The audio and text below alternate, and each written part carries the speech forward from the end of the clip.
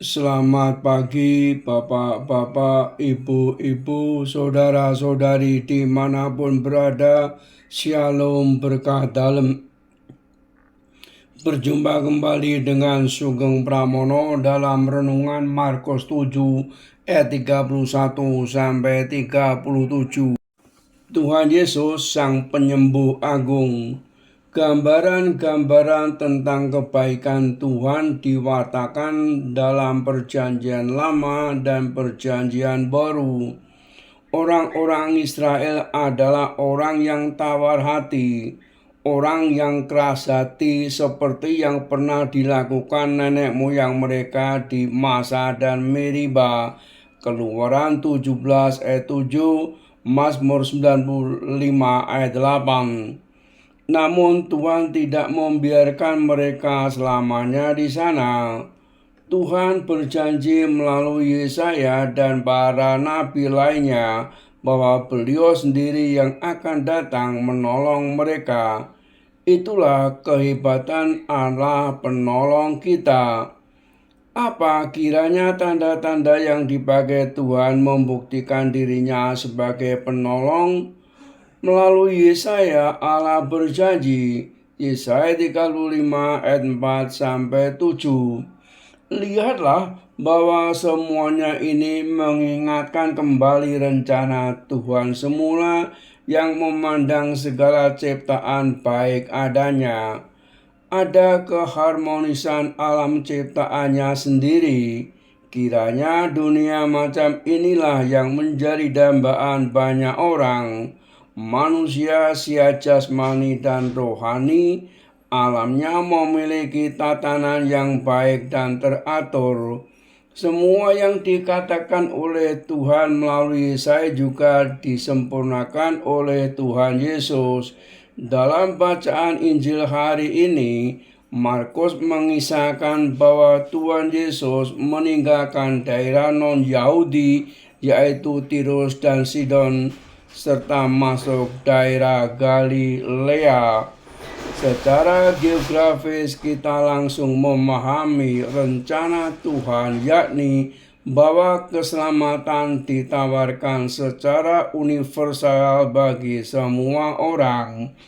Jadi baik orang di luar komunitas Yahudi maupun di dalamnya, Tuhan mempunyai kuasa menyelamatkan.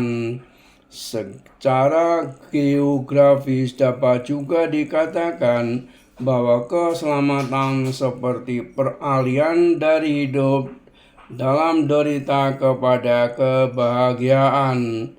Di daerah Galilea ini orang tanpa nama membawa seorang sakit tuli dan gagap kepadanya untuk disembuhkan. Mereka memohon Tuhan Yesus untuk meletakkan tangan, artinya memberkati si sakit ini. Tuhan Yesus memisahkan dia dari orang banyak dan berlaku sebagai tabib, memasukkan jari ke dalam telinga orang itu, meludah dan meraba lidah orang itu, menengadah ke langit, menarik napas dan berteriak, Efata, artinya terbukalah. Mujizat itu, orang itu sembuh. Meskipun Yesus melarang mereka tidak menceritakan mujizat ini, tetapi semakin berani bercerita tentang Tuhan Yesus. Semua orang berkata, Ia menjadikan segalanya baik, yang tuli dijadikannya mendengar, yang bisu dijadikan berbicara. Kita melihat bahwa Tuhan Yesus menghendaki sebuah tatanan hidup teratur dan baru. Ada dua hal yang patut kita renungkan bersama. Pertama, Tuhan Yesus menghendaki sebuah relasi mendalam dan sifatnya pribadi. Orang yang sakit ini kelihatan pasif, diantar orang kepadanya. Beliau menyembuhkannya ketika mereka berdua sendirian. Artinya, relasi pribadi dengan Tuhan Yesus harus betul-betul ada. Membiarkan Tuhan Yesus berbicara dan bekerja untuk masing-masing pribadi. Kedua, apa yang dilakukan Tuhan Yesus dengan si sakit seperti perjalanan seorang katekumen sampai menerima sakramen pembaptisan.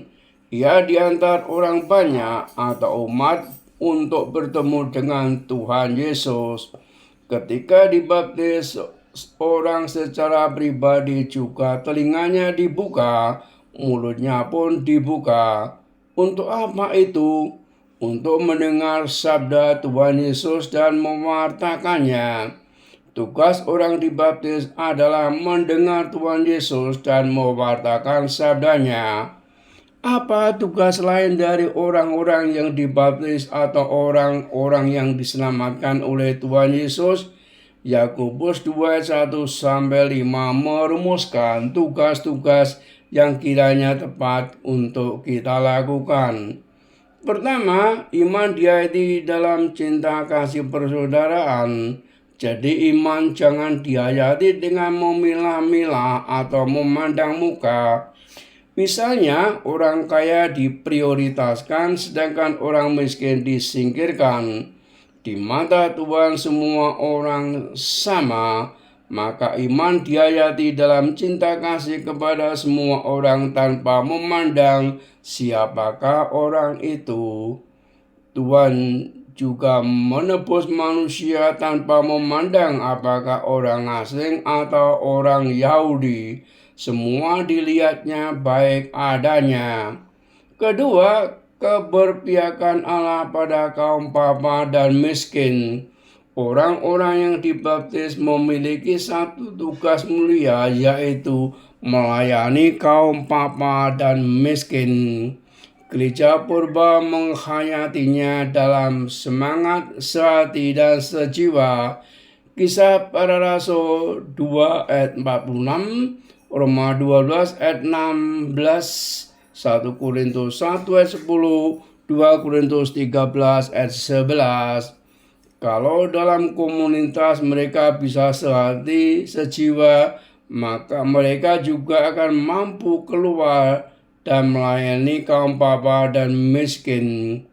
Kiranya Tuhan Sang Penyembuh Agung membuka mata dan telinga rohani kita sehingga dapat melihat dan mendengarkan sabda Tuhan dengan benar.